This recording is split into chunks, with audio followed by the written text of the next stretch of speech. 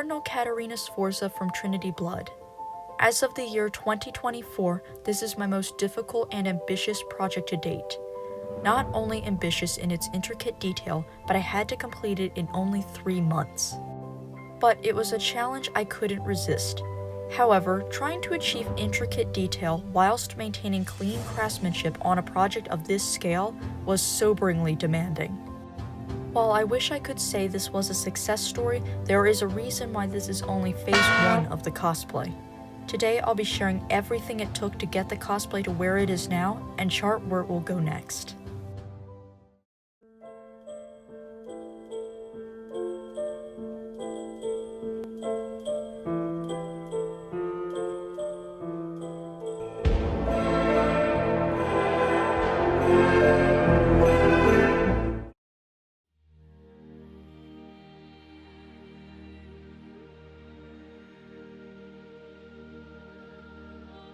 The series of Trinity Blood is known for its intricate art. Set in a post-Armageddon world, the series takes the real-life Vatican mixed with the vampires of fantasy and creates a truly unique world.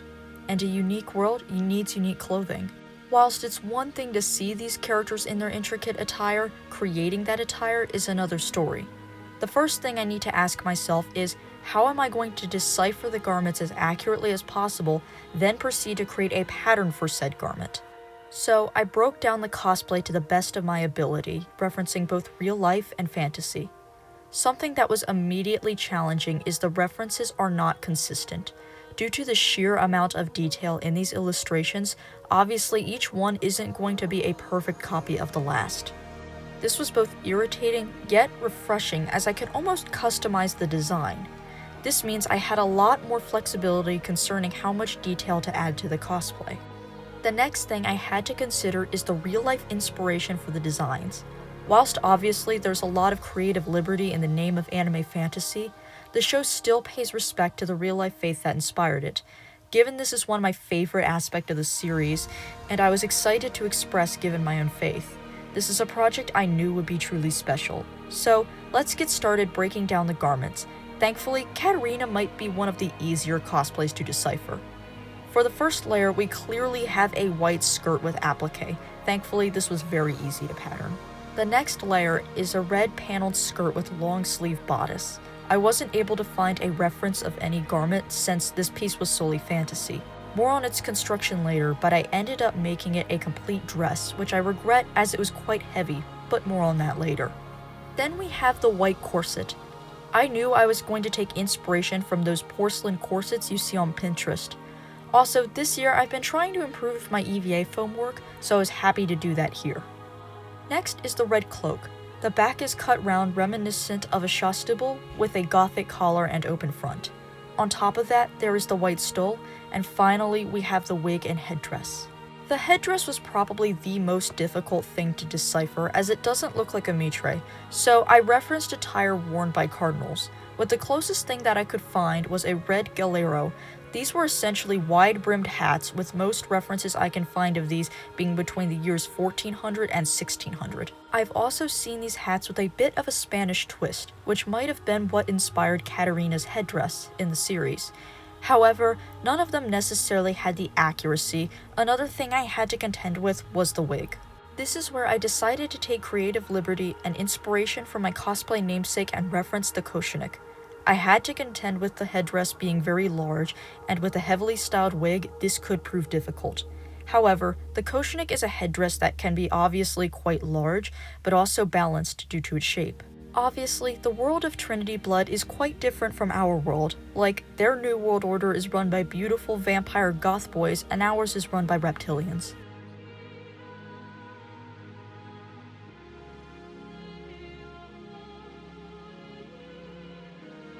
Considering the skirt was made from bridal satin, a material I have not yet worked with, I got introduced to the challenges of working with said material. First, we need to understand that satin is not a fabric, but a weave. This means instead of the threads being woven over-under, satin is woven over-under multiple threads, which is what gives it its sheen.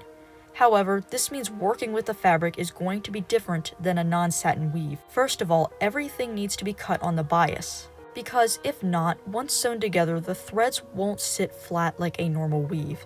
This means your seams will look lumpy and unpressed no matter how much you steam or press them. One last thing about working with fabric that's cut on the bias, regardless of the weave, is it's going to have a lot more stretch. Obviously, when going for craftsmanship, this is something you need to understand, but is also great information for anyone who wants to work with this beautiful material.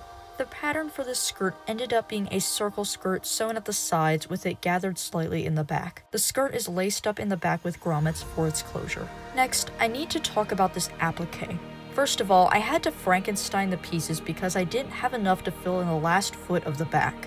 Another challenge that presented itself, whilst the mesh of the applique matched the fabric perfectly, the mesh was quite stretchy, meaning laying it flat and sewing it was incredibly difficult. I ended up sewing it in a grid and then tacking down pieces that still like to stand up.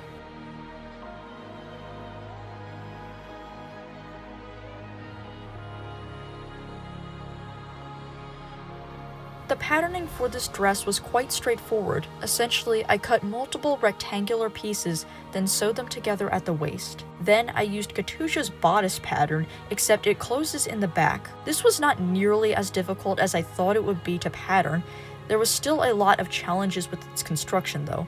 Like I stated earlier, I made it one complete dress, which was fine at first, but once I added the appliques on the panels, it ended up being quite heavy. But one of the biggest challenges I did have with this garment was the velvet I chose. While I am no stranger to working with this material, one thing you need to remember, velvet is a piled fabric. This means the little fibers that stick up and give it its soft texture means that the light catches the fabric differently.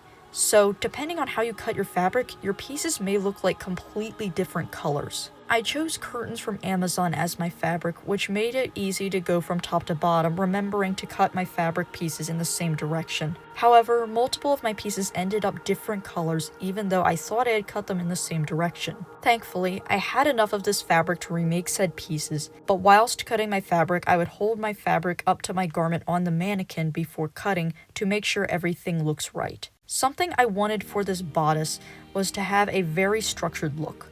I achieved this by sewing strips of quilting batting underneath the lining. Once that was complete, I began my embellishments. The large pieces are created through filigree, which was sewed down through small holes. Then I took rhinestone and pearl trim, sewing it down by hand into place. Next, I meticulously hand beaded everything as accurately as I could to the design.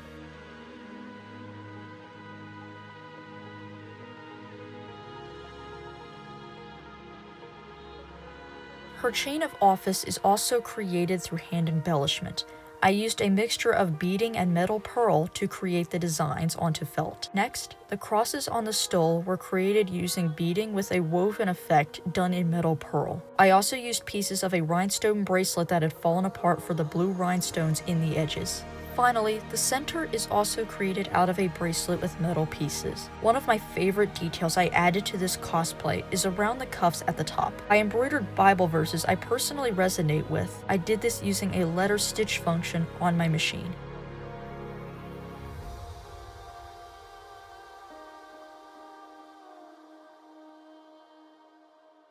While it's hard to tell by the video, the cape was made extremely late. This is what led to fatal craftsmanship errors. I rarely make capes, so figuring out how to line it without it puckering was extremely difficult, especially considering I only had one day left to do it, and I still needed to add the solid appliques. I also realized I didn't have enough satin to line the cape, so I scrambled to find a material, eventually settling on this upholstery fabric, which obviously made the cape extremely heavy. I tried to flatline the pieces together, but once I discovered how to properly line a cape, I realized I didn't have the seam allowance necessary nor the resources to add the seam allowance, so I ended up just hacking it in multiple places, which cost me substantial craftsmanship points. Sadly, at this point in the creation, it was either that or not line it at all, which obviously I wouldn't settle for.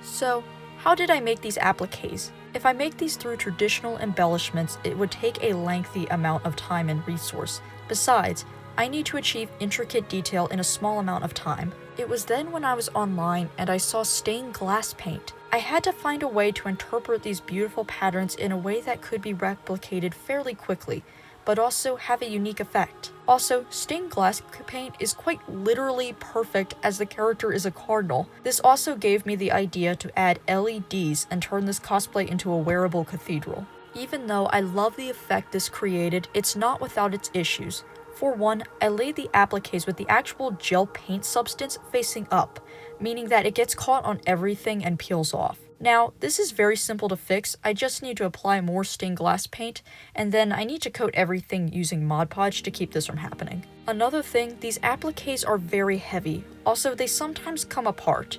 However, I'm still in love with the technique and effect, so I'll have to discuss on ways to improve the technique, but more on that later.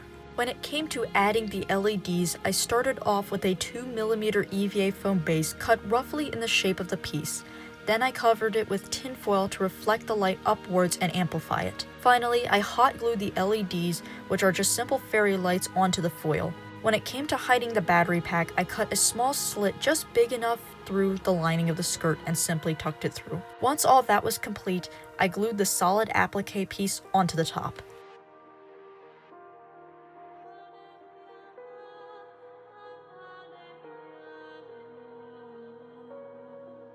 Next, we have the wig. This is probably the most daunting part of the cosplay that I sadly never had the time to create in its full glory. I started off with this blonde base wig from Amazon. I immediately crimped the whole thing, then I began preparing the front for styling. This was my first time creating a glued hairline, so it was a nice introduction to creating a structured base for those really dramatic styled wigs. I took some quilting batting, glued it together, then painted it to match the hair. Once that was done, I glued it into place. Next, I turned the excess hair glued into wefts and glued them down to the front. Once they were glued, I trimmed the bottom, and I understand that this does not look natural in any way, but it suits the character so well. Finally, I used large wire mesh curlers to create the dramatic curls of the character. To achieve curls in a wig, you need a lot of heat. This is why I use a steamer and put it under a plastic bag to hold in the heat and let it set. Like a lot of this cosplay, I had big plans for the wig but couldn't execute them due to time. However, I plan on making actual drill curls for the wig along with the base.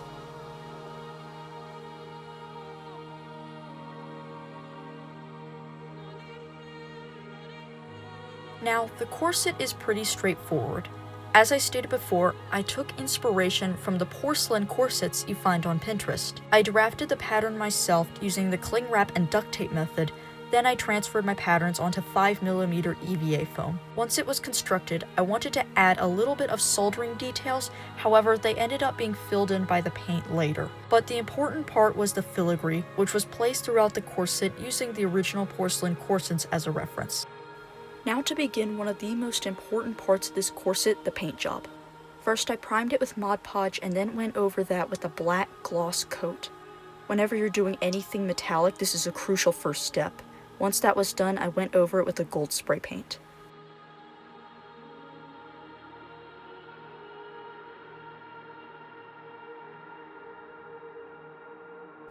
Next, I filled in the white and shaded it with gray. Then I just cleaned up the gold with acrylic. Then I painted on the flowers, trying to resemble porcelain as much as possible. Lastly, I glued on pearls and rhinestones in the filigree to give it an even more extravagant look. I used a gloss paint as a sealer to give it an even more shiny look. Finally, I took a small piece of bridal satin, folded it in half, then placed grommets through it, which was then glued onto the corset and covered with the filigree to secure it.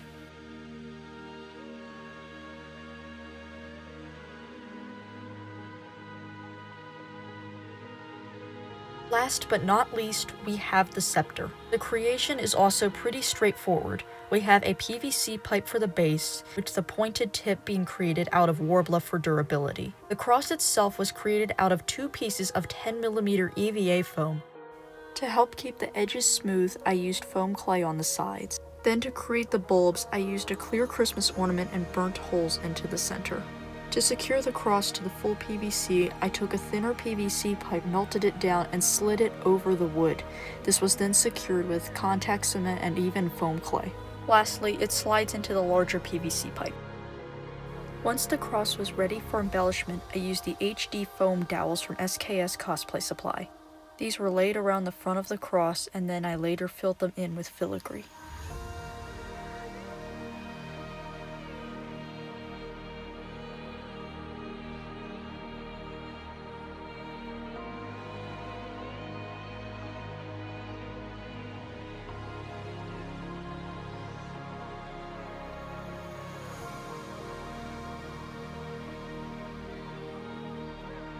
Everything on this prop was secure until, of course, when I went on stage and the cross at the top broke off. I'm still trying to figure out why this happened.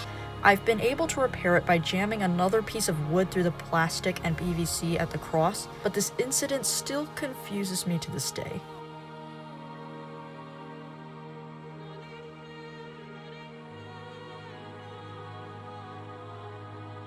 As I stated earlier, for Caterina's headdress, I took inspiration from the Koshnik. I began to trace my shape onto cardboard, which isn't actually totally inaccurate, but historically these were made from birch bark. Next, I folded the cardboard at certain parts so that way it will be balanced on my head. Then I reinforced it with mixing sticks. Once I embellished my velvet pieces, I glued it over the cardboard. As I stated before, the cross on the top took 10 hours total. It includes metal pearl, beads, and pieces from a rhinestone bracelet that had broken. Same with the spokes on the front. All that was left was to glue in those combs and add a tie. The combs stick into my wig and keep the headdress in place, and then the ribbons simply tie underneath the wig, which help add to the wig style. Overall, this cosplay was a challenge, and I feel like it's not quite done, so now I'd like to share what I have planned for the cosplay. The first thing I want to do is add a hoop skirt underneath to help support the weight of the appliques and give a more dramatic silhouette. This would also make the cosplay much easier to wear, as currently I can barely sit in the cosplay. The next thing I need to fix is the dress itself. I want to take the paneled skirt and the bodice and make them two separate pieces. Initially, I made them one so I wouldn't have to worry about pulling up the skirt or pulling the bodice down underneath the corset. However, it puts a lot of weight on my shoulders, which becomes unpleasant within an hour. I plan on creating a corset waistband along with the hoop skirt. I feel like this will make the cosplay so much more comfortable. The only change I need to make to the bodice is adding a small piece of boning to keep it from riding up. Obviously, I plan on finally relining the cape and adding the necessary seam allowance once I get the resources. I plan on using a lighter fabric and adding a lace trim to make it stand out even more. Another detail I couldn't add was the triangular spikes that are a staple of Trinity blood designs. While I created a lot of the triangles out of foam clay molded in a silicone cake mold, in the end I just didn't have the time to add them along with the rectangular pieces behind them. Speaking of details, I want to add even more to the skirt. A problem I have is a lot of the filigree likes to come apart at certain points, and I think adding more will help secure it. Also, I feel on some areas of the skirt it looks a bit plain, especially on that front panel. Along with hand-placed rhinestones, I want to add even more on the skirt and bodice. With these cosplays, you can't have too much detail. As for the wig, I plan on adding small drill curls. They won't be nearly as big as the reference, as the cosplay is already cumbersome enough, but small ones would add a lot of appeal, and they can also be embellished with hand-placed rhinestones and even charms. One thing I need to remake on this cosplay is the stole. This was also extremely rushed. I purchased silk dupioni for this, and I planned on adding actual biblical details to it. There's a verse, I think in the book of Exodus, that describes a detail on the hem of a tunic. It essentially refers to purple, red, and blue pomegranates, essentially small pom-poms along with gold bells, being placed at the hem. I saw this and I thought this would be a killer detail to add. Something I would like to add on the corset, instead of the blue painted flowers, which I'm not quite pleased with, is to cover them up with blue rhinestones. The last thing I really need to do with this cosplay is add the pleats/ruffles at the top of the collar and at the bottom and top of the corset. Obviously, this cosplay is beautifully intricate, and I'm still pleased with how it came out. However, I want to portray this character the best that I can. So, once all these changes are made and the second phase of the cosplay is complete, I plan on attempting to enter my first international competition. So, if you'd like to see that journey, make sure to like and subscribe and follow my other socials for more content, as I hope to turn this into a full-time career.